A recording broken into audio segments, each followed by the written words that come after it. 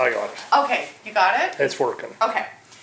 So it looks like he has brachial plexus avulsion, and that means that there's a lot of nerves that come off the spinal cord segments up here that innervate this whole entire limb. So it's not just radial nerve paralysis, it's a lot of nerves. The reason I know that is if you pinched between here, again, I'll pinch one more time, there's no response. So if there was partial nerve paralysis, then he should still respond. So there's none. Some of the things that you can do is that you could take a toothpick and you can just tickle between his toes. This would be about once a day. You could take an ice cube as well, and you can go between the toes to try and stimulate. And another thing is that you can go all the way up on different sides. Is it still doing it? Yeah, no, it's just my phone. Okay.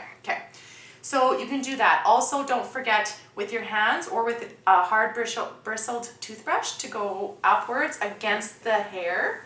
And the reason is that stimulates actually the skin. So anytime you're doing any of these things, it doesn't seem like a lot, but you're actually going to be stimulating the nerves. So that helps a lot.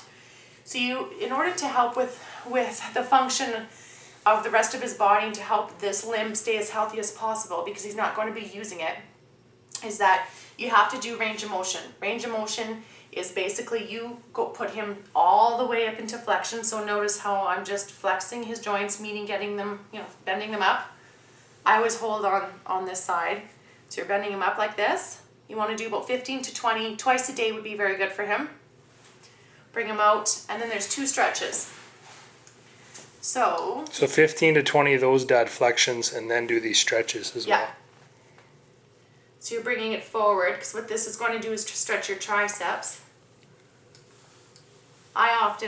This is something I didn't mention before, is that I often will just follow along and rub at the same time. Helps stimulate the nerves. Yeah, and it helps the muscles from being, because they're so sore. Yeah. Come up. And then I'll just pull back. Now you don't have to yank. I'm just pushing with this arm just so that this is straight. It stretches his neck out, Dad. Yeah, it's mainly the neck and the shoulder. And you have to do this on both sides, Dad. Yeah, because the other leg is going to it's going to be very sore from him compensating. And so what I often do is I'll massage in here at the same time as stretching.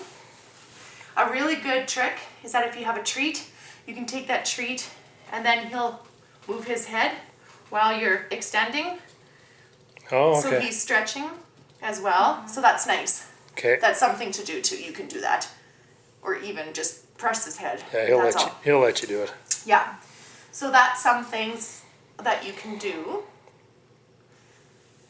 And again, it's really important that you do this all the time.